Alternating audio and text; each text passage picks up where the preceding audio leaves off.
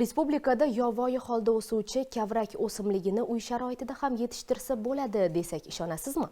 Sharbati ming dardga davo bo'lgan kavrak dunyo bozorida yaxshigina narxlanishi haqida qanchalik ma'lumotga egasiz?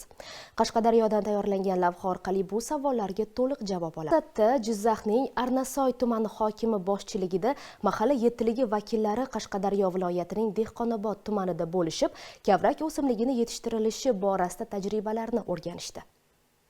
Bu yerdan biz ko'p narsani o'rgandik. Mana kavrak mahsuloti qo'limda turibdi. Har bittasidan 5 gram, 10 gramgacha hosil olish mumkin ekan, lekin 1 kilosi buni $300 da sotilayotgan ekan. Mana shu o'zimizni ham tumanimizga shuni yo'lga qo'yishga maqsad qildik. Dehqonobod tumanining 12 ta mahallasi kavrakchilikka ixtisoslashtirilgan. Kavrak yetishtirish hududning drayveri hisoblanadi. Mehmonlar Yangi O'zbekiston mahallasida yashovchi fuqaro Yusuf Jo'rayev xonadonida bo'lib, kavrak o'simligini yetishtirishdan boshlab mahsulot olishgacha bo'lgan jarayonlarni ko'zdan kechirdilar. Bugungi kunga kelib tumanda kavrak o'simligi aholi tomorqalari va kooperatsiya orqali katta yer maydonlarida o'stirilmoqda. Har yili kavrak mavsumida 3,5 ming nafardan ortiq aholi bandligi ta'minlanadi.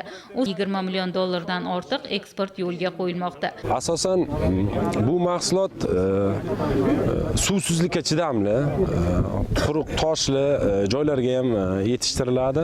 Bularga bizlar o'zimizdan qo'limizdan kelgancha tajriba almashish maqsadida har bir aholida yetishtirilayotgan kavrak mahsulotlarini yetishtirish jarayonidan mahsulot olishga bo'lgancha jarayonni ko'rsatib bermoqda.